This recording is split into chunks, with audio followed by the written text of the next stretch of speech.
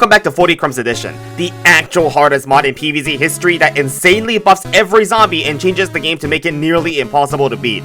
Last time, it took us 3 hours just to beat level 5-1, but now that we've somehow done it, we can finally get our roof cleaners and unlock 2 more upgrade plans from Crazy Dave's shop. But I don't know if that's gonna help much, because the new plants we're getting are pretty awful. Spike Rock is just a straight downgrade from Spikeweed, since it doesn't slow zombies down, does less damage, and the only upside is that it pops more tires, which isn't exactly useful in this level. What we'll need is a counter to pole vaulters, so Twin Sunflower will be mandatory for enough sun to build tall nuts. However, their purple suns make our damage output inconsistent across waves, making it basically impossible to control when each pole vaulter teleports. We often just lose randomly because of these unpredictable moments where they bypass our defense. Even worse is the gold magnet, since all it does is eat up our damage amplification rubies, so I think I'll pass on using it. Now, why not just put tall nuts in the front? Well, that's because the absurd bungee ambushes actually happen on every flag, so not only do we now have to survive double the ambushes, but we also have to somehow keep our defense alive against the first one, or we'll have nothing against the pole vaulters and instantly lose after. Yeah, you can already see how fair and balanced this level is. So, once again, this level is a game of luck. Just this time around, it's much worse because we can't just spam squash and potato mine since we need actual defense for pole vaulters after killing the ambush. Oh, and have I mentioned how pole vaulters in the early game are a pain to deal with? Only flower pots can proc their jump early on the roof, so if 2 of them come at the same time and we got no tall nuts, it's basically cherry bomb or bust. And with Cabbage Bolt being complete trash, the only worthwhile attacking plant on the roof is Fume Shroom, which is not great against pole vaulters, considering its low attack speed and each shot only taking about half their HP. They're even worse against bungee ambushes since they won't put a dent into any high health zombies like Gargantuars. I mean, have fun killing backup dancers while you die to just about everything else. And the fun thing is, you don't even know what you have to defend in the first place. So, with each bungee ambush being completely unpredictable, all I could do was just trial and error until I found a way to survive this absolute stupidity. It was not until an hour in that I finally got my first sign of hope that this level was even possible. With Blover, I was able to slow down all the zombies, giving us just a bit more time to use instant kills, and that kept the pole vaulters away for just long enough to repair our defense. It ain't pretty, but this was the only strategy that had even given us a somewhat defensible position. And this was just our first step towards beating the level, as I still needed an actual way to survive the onslaught of pole vaulters afterwards. So I played with this loadout several more times until I lucked out with the ambush zombies by not having too many newspaper zombies spawn, and I defended without losing much of our defense. But even though it may seem simple enough to just go on to beat the level now, there was one thing that hadn't crossed my mind just yet. You see, since bungee zombies spawn Graves, we'll actually need to bring Gravebuster since we insta-lose to a column 1 bungee zombie otherwise. So, all that work to find a working strategy, now I have to go back, bring Gravebuster, and do it with a whole slot less. Fantastic. So, I had to save a slot somewhere, and Potato Mine, my only early game plant, was the only thing I could reasonably cut. It'll make surviving their first wave come down to straight RNG and Wither Walnut can block it off, because we can't defend otherwise, but I mean, this level was pretty much the entire casino already. And not only that, surviving the first life with this loadout is even more RNG since we don't have Potato Mine as a failsafe against isolated zombies. Even just one random newspaper zombie sneaking past can kill us very quickly. And even when I do eventually get good enough spawns to defend the first flag ambush without losing any roof cleaners, we still can't deal with bungee zombies because they just randomly destroy any defense at any time. Once our tall nut in column 4 goes down, there's just usually too many gravestones blocking us from planting spikeweeds. And at that point, there's just no way to defend a pole vaulter other than shoveling up my own defense to sacrifice a roof cleaner. Just one unlucky bungee zombie to force us to use a roof cleaner before the final wave is pretty much certain death, as we simply cannot defend a double ambush at the end without all our roof cleaners intact. But since tall nuts have a slow recharge, attempting to replant them after they die won't be fast enough to stop pole vaulters in time. We can't even mitigate the problem, since bungees are completely uncounterable. And without a way to kill pole vaulters reliably, I wasn't even getting close to winning after 3 hours of play. Was there something we could still do about them in this level, or have we finally run into a dead end? After much thought, it was clear to me that there was only one option remaining, and that was pivoting to Fume Shroom. As seen previously, they're pretty bad on their own. A Fume Burst cannot even kill a Kona zombie. But that changes if we have damage amplification, as that allows each few bursts to then one-shot pole vaulters, giving us a failsafe to counter them without tall nuts, making this an overall safer strategy. But safer is still only a relative term. Yeah, Fume Shrooms won't die in a bungee ambush, but it can't change how we still just lose random parts of our defense to bungee zombies, forcing us to use roof cleaners. We're still firmly at the mercy of RNGesus. Even if we lose most of our defense to the first flag ambush, Fume Shroom now lets us survive, but we still just lose when bungee zombies spawn every wave, destroying so much of our defense that we just eventually run out of sun and lose the attrition game. And ultimately, this level was a game of persistence. I played it hundreds of times over in search of that one eventual run where RNGesus would finally bless us. It took 6 hours. This generational run had the ambush spawn in a formation almost perfectly suited for a cherry bomb to handle, allowing us to get past the first flag without losing a single plant to the ambush zombies.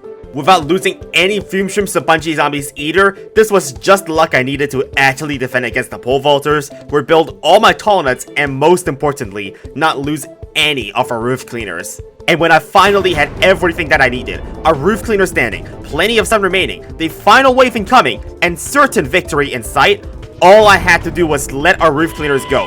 But sometimes, it's the simplest things that we forget to account for. Just one pole vaulter was all it took to wipe out 6 hours of progress in one go. It doesn't get more frustrating than that. But what matters is that I did not give up hope. I pushed through my emotions, and that's how I eventually got another run where I survived the first leg without losing any of our Fume Shrooms or roof cleaners. And most importantly, I learned from my mistake. I made sure to dig up every plant off the board before the final wave, making sure we don't give a path for pole vaulters to kill us, and that was it. Just a few more instant kills to clear out these stragglers that remain, I was able to finally beat the second level of World 5. At this rate, I might never finish this mod, but you can count on me to be determined to do so. We're only just getting started with this world, as ladder zombies are just now getting introduced in 5.3. But fear not, we now have a new attacking plant, the Kernel Pole. It may seem unchanged at first glance, but you'll quickly notice that it's lobbing kernels 3 times faster until it lobs a butter, which guarantees us either high DPS or good stalling. But it's basically a straight up triple damage buff 75% of the time at the cost of only 25 extra sun, so the early game on Roof just went from stupidly RNG heavy to a walk in the park. Finally an actual good attacking plant. I know, right? And since this level doesn't have bungee zombies, that also makes the first flag ambush much easier to deal with. In fact, it would have been a flawless defense if this Jack hadn't survived our cherry bomb. Unfortunate roof cleaner loss right here, but it's not that big of a deal considering we got almost 2,000 sun in reserve to repair our defense with.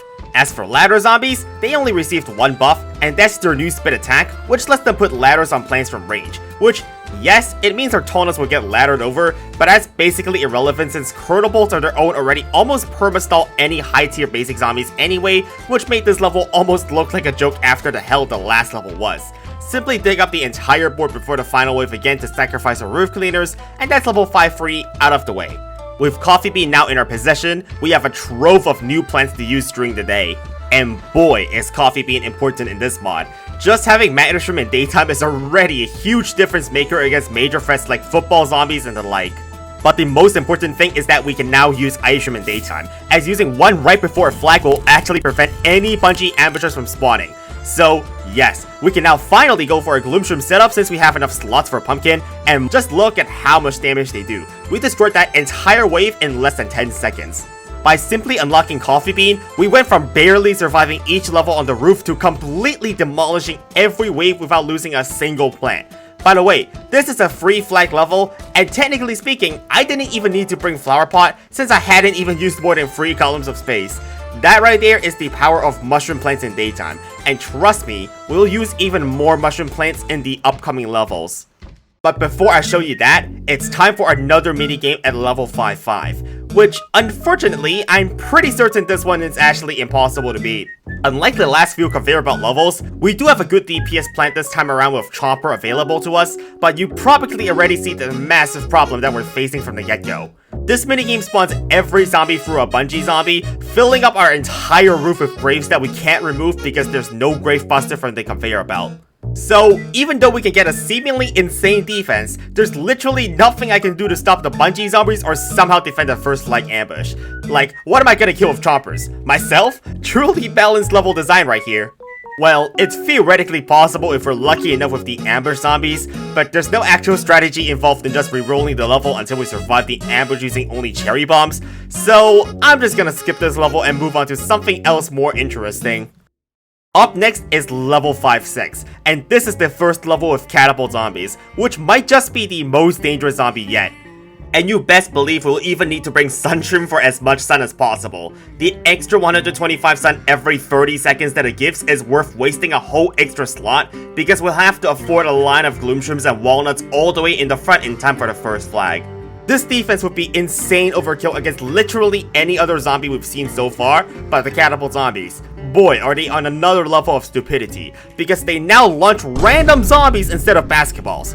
Yeah, you best believe I'm killing a literal newspaper zombie spawner as fast as humanly possible, and mind you, we have a whole column of Gloomshrooms, 2 columns of Sunshrooms for purple sun chip damage, plus 4 or 5 twin sunflowers for damage amplification, and we still can't fully stop catapults with this setup. Yeah, so imagine what would have happened if I hadn't gone all out with this defense. But surely now that we have Umbrella Leaf unlocked, Bungie and catapult zombies can't really be that bad, right? Well, they do cost only 25 sun for a certain reason. And what's different about the Umbrella Leaf, you ask?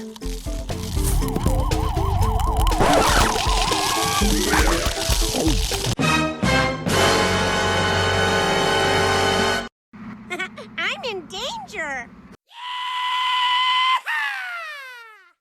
Welcome to level 5-7, the first free flag level with Bungie zombies. Umbrella Leaves now only deflect them, and can't stop our plans from being destroyed in the first place. In fact, not only do they not stop Bungies, but they also lose most of their health whenever they deflect one, making Umbrella Leaf a plant that's somehow worse than useless. And without a counter to Bungie zombies in a free flag level, you know damn well this ain't gonna be pretty. With Umbrella Leaf being completely useless, we will have to kill catapult zombies as quickly as possible once again, since we need to prevent them from spawning newspaper zombies. But on the other hand, we also want to stall for as long as possible if we want enough time to plant Gravebusters against the Bungie zombies. And obviously, we cannot do both of these at the same time because of the 50% rule. If you finish off the waves too quickly, then you won't have time to remove Graves before the second flag, and you'll probably just lose to the Grave ambush zombies, because like half the zombies do group damage in this mod, while the other half being completely unanswerable with a specific plants or setups. Yeah, clearly we need to prolong the waves somehow and buy ourselves a bit more time, but how exactly? Well, the first thing that came to my mind was Kernel Bolt, since, duh, it stuns zombies by buttering them. That's a way to buy us more time, right? But they're actually the exact opposite of what we need, since just doing more damage to zombies that would have died to spikeweeds anyway means we're triggering the next wave of Bungie zombies earlier, causing Graves to spawn faster. So, despite being a really good way to counter high tier basic zombies, its high DPS effectively limits us to 1 Gravebuster every wave, which makes it impossible to ever keep up with the Bungies, since we can't ever use Gravebusters faster than how quickly Bungies spawn. So let's just say using Kernel Bolt didn't go exactly as planned here. We're gonna have to ditch conventional attacking plants.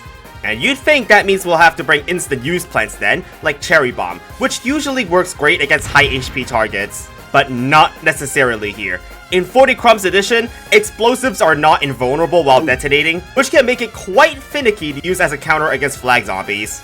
They also have a slow cooldown, so we have to resort to spamming lots of Spikeweed to take down most high tier basic zombies that have a tremendous amount of health. Now, this didn't matter much early on because there weren't too many zombies before the second flag anyway, so not using an attacking plant allowed us to finish the wave slower, which is a major improvement that lets us keep up with the grave busting efforts against the Bungies. But just being better is not enough to offset their disadvantage of having a slow recharge.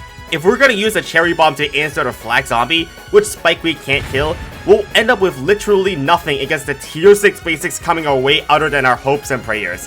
And like clockwork, our roof cleaners began to fall, one after the other, as I had literally no way to deal enough damage to take down these basic zombies that had 8,000 HP each. We essentially had too much damage of Kernel Bolt, but then overcompensated, and now we have too little damage output. So, you'd obviously think Doomshroom would work, since we can pre-plant and stock them up for later waves when we need that extra damage output. But not even Doomshroom is good enough after the second flag, since each explosion is only 1800 damage, which is not even a quarter of the health of a tier 6 basic zombie. So we still have to spam spike weeds to defend, and we can't even do just that if Doomshroom craters are blocking us off.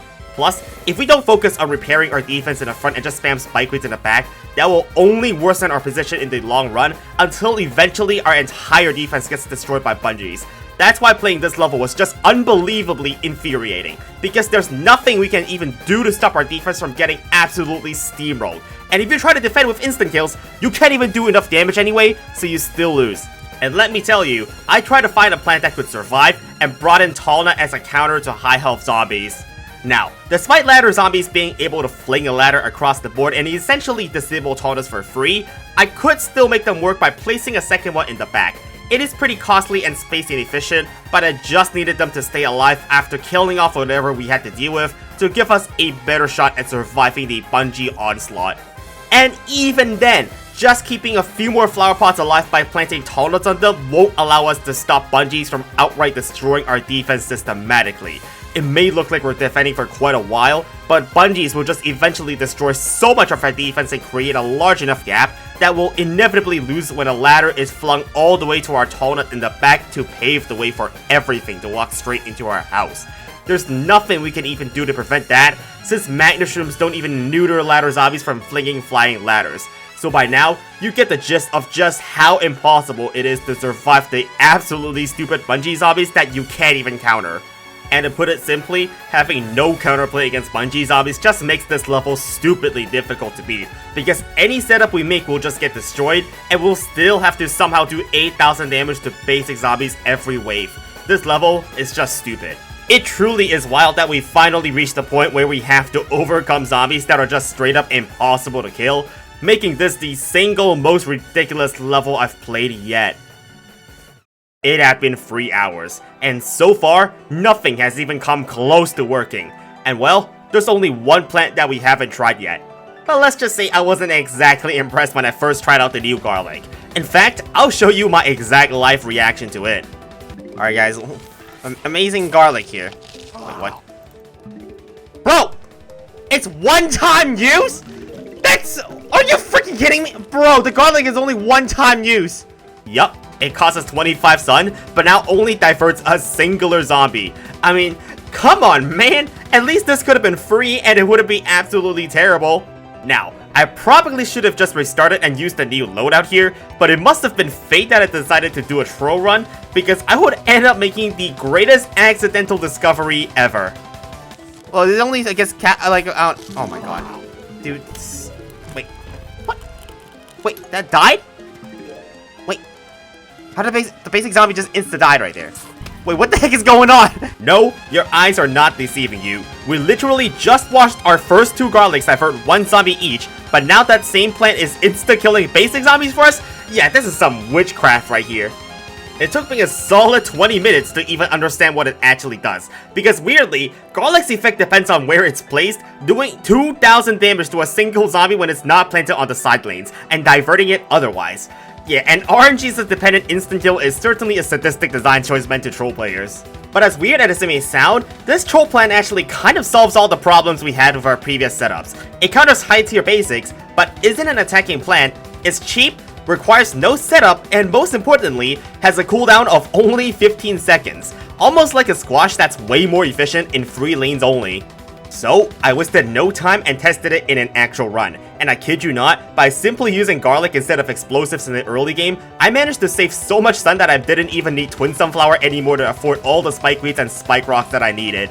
And with that extra seed slot, I could finally bring in Blowbird and Knockback and slow down each wave, which buys us significantly more time, and thereby lets us place more garlics to stop any dangerous threats more reliably than ever. And obviously, extra time between waves also means more Gravebusters, more sun production, and more Spike Rocks throughout the level. And it's pretty much an improvement from our previous strategies and every aspect imaginable.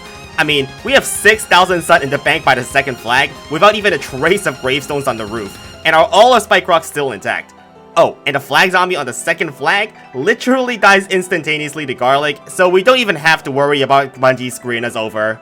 By just having Blover buy us those few extra seconds every wave to slow zombies down before they step on the spike rocks, we can now actually keep up with Bungie's after the second flag with Gravebuster. So, as crazy as it sounds, just figuring out that we had a plant that perfectly counters high tier basics to open up and hold extra slot is all we needed to convert a seemingly unwinnable hell of a level to a relatively simple one. So, just changing the 2 plants in our loadout is how I made it to the final wave with all our roof cleaners on our first try, after 3 hours of unsuccessful attempts. Lesson learned, I should probably test new plants after unlocking them to avoid wasting hours on a level again, because you never know what the make or break difference is. Now, it's time for the final and most dangerous zombie of World 5, the Gargantuar. Immediately, I brought in Marigold to see exactly what it does. And it's pretty simple. It's just a slightly less cost-efficient sunflower that has a much faster cooldown. Yeah, not necessarily the most useful when we already have 3 other sun producers. Now, the extra sun might not matter if we're just building kernel bolts, but we best have a lot of it against Gargantuars, because holy hell, instead of throwing an imp at half HP, Gargantuars throw themselves in 40 Crumbs edition. Yeah, thankfully I had the foresight to bring kernel bolt for that butter stun lock, which isn't useful for just the Gargantuar, but also the imp that the Gargantuar leaves behind when it teleports forward, which, I kid you not, has 9 times more health than in vanilla, having literally half the health of the entire Gargantuar itself does. Quite the insane buffs if you ask me. They're not too problematic for now, since there aren't any other special zombies here, which allows Kernel Bolts to fully focus on just stun locking them with butters and getting us to the final wave without spending roof cleaners. But this is not the end of the road, not even close, because what's next can only be described as absolutely nightmarish. We have finally reached the penultimate level of World 5. This hell of a level has every zombie from level 5-7 and also frozen bucketheads, jack-in-the-boxes, and Gargantuars. Buckle your seatbelts because this is about to be a long ride, and I don't say that lightly as I spent over 20 hours on this level alone. The first problem is that the new plant we unlock, the Melon Pole, is a terrible DPS plant. It lops more melons the more zombies are in its lane, but is extremely vulnerable to just singular zombies since its single target damage is almost non-existent. Even a measly single Conet has enough health to cause problems for them, which you wouldn't expect for a plant that literally costs 300 sun. It's so inefficient that we have to defend quite awkwardly early on with walnuts and even blowers just to avoid dying to basics. And let me tell you, we'll need efficiency because of how ridiculous the lineup here is. If you thought the RNG hell of Bungie zombies was bad enough, Jack-in-the-Box zombies on the roof are an absolute joke because we can't even block them with anything other than flower pots. And with any defense in the front destroyed, good luck defending catapult zombies and stopping them from instantly obliterating everything with the zombies that they spawn. That was just the first of 3 flags, and we haven't even seen the Gargantuars yet. Quite the fun level this is. Now, you might wonder why Spikeweed and Spike Rock spam wouldn't just work again if those were so effective against catapult zombies in level 5-7. And well, that's thanks to Jack-in-the-Box zombies. Since they now trigger their explosion upon death, putting Spike Rocks in the front is essentially voluntarily giving away our own sun. And with Magnishroom having a 30-second cooldown in between pulls, relying on them for stopping Jack-in-the-Boxes is certainly a terrible idea. Even if we somehow don't lose any of our Spikeweeds to Jack-in-the-Box zombies, there's obviously no way to kill every Gargantuar in less than 5 seconds, so any strategy relying on placing plants in the front is just completely ineffective.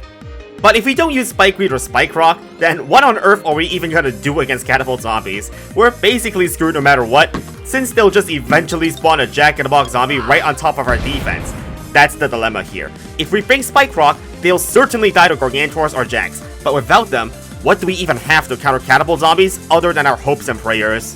One alternative to Spikeweed is to plant tall nuts at the very front. Remember how we used it against Zombonis in World 3 since they block vehicles from moving forward? And catapult zombies, like Zombonis, are vehicles. That means placing Tona on the 8th column like so will stop them from ever getting into position to attack us and infinitely stall them. And it would be a good strategy if only we didn't have to, somehow keep our Tonas from not dying after a while because we have no healing plants, or the more obvious thing that we still can't deal with Jack-in-the-Box zombies, so this loadout doesn't solve any of our previous issues. Hell, Even if we use both Spikeweed and Togna for an extra layer of insurance in case either one dies, just hard countering the catapult zombies isn't enough to win. We still need to not spend too much sun on just constantly replacing the plants we lose, or else we won't have enough sun to afford enough grave busters in time, and we'll just die to the second flag grave ambush instead. And this would go on for over the span of 3 hours. I would test the loadout, lose, repeat, and no matter what I tried, even just getting beyond the second flag was hopeless. In fact, this level is so crazy hard that even with tasks, it has never been beaten before without cheats. But knowing that only made me more determined to become the first person to ever beat this monstrosity of a level. I couldn't even finish 2/3 of the level after spending 5 hours live on stream playing it, but I believed, even if there were only a sliver of hope, that eventually I would be able to make some sort of breakthrough. And so, I started grinding runs, refining the new strategy I came up with as I played more. I spent over 5 hours just doing runs offline to test every build order, every formation, every tactic imaginable, slowly but surely making progress towards eventually surviving past the second flag. And when I finally did, I went back to streaming my attempts to beat the level using this strategy that I had very carefully put together. Yes, this loadout literally has 7 slots taken up by just some producers or mandatory plants. I won't go too in-depth explaining in this video because the general strategy is already super complicated, but for those curious, I've explained it fully live on stream and you can watch it over on the live tab here on YouTube. The general setup is to get a column of fume shrooms in the back, along with twin sunflowers for damage amplification later on, and ideally 2 columns of chompers before the first flag, which you may wonder, how on earth can this even deal with the jack-in-the-box or catapult zombies? Well, in short, because of how the game code considers a zombie dead or not, I figured out that a fume burst of damage amplification will actually bypass the revival stage of a jack-in-the-box entirely, killing it without it ever exploding. And having fume shroom fill this role specifically is no coincidence, because catapult zombies precisely die to a single damage amplified fume burst plus a blower. These facts put together make fume shroom the only attacking plant that can deal with both jacks and catapults simultaneously.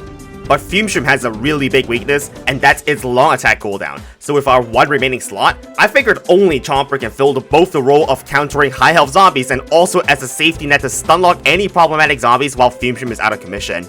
By combining the only effective counter against jacks and catapults in Fume Shroom with the stunlocking and healing powers in Chompers to defend everything else, this ended up being the most consistent way to reach the second flag of everything I tested. Now, it's not a win for us just yet because there are still a few problems we have not resolved. Remember when I showed you a while back that bucketheads take damage whenever other zombies take damage? Well, why that happens is because bucketheads actually divert away half the damage we do to any zombie towards themselves. And it is not until now that this ability will matter because it prevents us from killing catapults with only 1 damage amplified fume burst plus blower. This makes getting 2 columns of fume shrooms necessary to survive because otherwise, bucketheads of all things mess up this strategy by diverting away half the damage we do. And though this loadout is far better than anything else we have, needing 2 columns of fumes introduces a surprisingly large number of unforeseen consequences. The main one comes down to how we take down Gargantuars at this level, because without instant kills, we're relying on Chompers to kill them. But if we spend our 3rd column on Fume Shrooms, we'll only have 2 columns for Chompers, and that is just not enough to deal with 3 or 4 Gargantuars in the same lane at the same time. Our defense simply gets overwhelmed by the sheer number of zombies, and it will fall apart before we even reach the final wave. But even if we have the sun to place more Chompers, we're rate limited based on Flower Pot's cooldown. And because spongy zombies take away more planting space with every new wave that comes, it means we won't get enough firepower onto the board quickly enough, and with too many graves that end up spawning, it becomes essentially impossible to keep all the roof cleaners intact to beat the double ambush on the final wave to actually win. And yes, even if we do figure out how to deal with Gargantuars, Bungie zombies will make this an extreme game of chance anyway. Even just 1 destroyed Twin Sunflower is enough for us to instantly lose the game, since our entire strategy is contingent on having damage amplification to one-shot the problematic zombies using Fume Shroom. Yeah, we're free to patiently wait to place a new Fume Shroom to answer the catapult zombie just a few seconds late, but I can assure you that 2 newspaper zombies are all it takes for us to get overwhelmed, since each chopper can only stunlock 1 zombie at a time. Whatever we do after they have already started going to town on our defense is pretty much just a waste of sun and time to delay the inevitable. You might as well just start a new run at this point. That's why even after 2 more hours live on stream playing this one level, I still could not sustainably balance our defense against every special zombie to survive. And since I couldn't even find a better strategy, it finally dawned on me that I had to go towards my last resort. For the first time in this mod, I'm pulling out the save scum method. Pause if you need a brief explanation for what it is, but I made a save before the second flag in this run as I was able to secure 8 themes and 2 pre-planted ice streams to hopefully stall our way to the final wave. But I did not even attempt this on stream, and it's for a good reason. I had already suspected that this loadout I had been using was simply incapable of beating the level even with unimaginably good RNG on our side, and I would be correct. Because simply put, we're just guaranteed to lose much of our defense to bungees, and there's simply too many vulnerabilities that they create that even with the powers of lane manipulation on our side, there won't be a clear path to victory. And so, I went back on stream for one last time, and instead of Ice Shroom, I brought in Doomshroom to do this level using extreme save scum. The idea I had was to use Doomshroom instead of Ice Shroom so we could overcome the Gargantuars, but in the end, not even 3 hours of extreme save scum on this single run could save us if we're not using Ice Shroom to prevent the Bungie ambushers from spawning, which they end up destroying too much of our defense as well. So ultimately, after all my efforts, I walked away from this level empty-handed, as I could not find a strategy that would work here. So, this was it. I had given my best shot at beating this level, which had remained unbeaten for as long as the mod itself had existed, and as close as it may seemed on several attempts, I was ultimately bested by this level, as had everyone else who had attempted this before I did. Having spent far more time than I could have ever anticipated on this single level, to then leave it on a loss was a bitter pill to swallow, but the important thing is that I still tried my best, and I wish the best of luck to whoever dares attempt this level themselves. And that's it. This video took more than 6 weeks to make, because there were over 40 hours of gameplay that I had to sift through. I literally wrote a program just to help cut the pauses from much of the footage for this video to even be watchable. So really, please do consider subscribing and supporting the channel, as it really helps me make the best PvZ videos possible. But for now, thanks for watching, and I'll see you all very soon.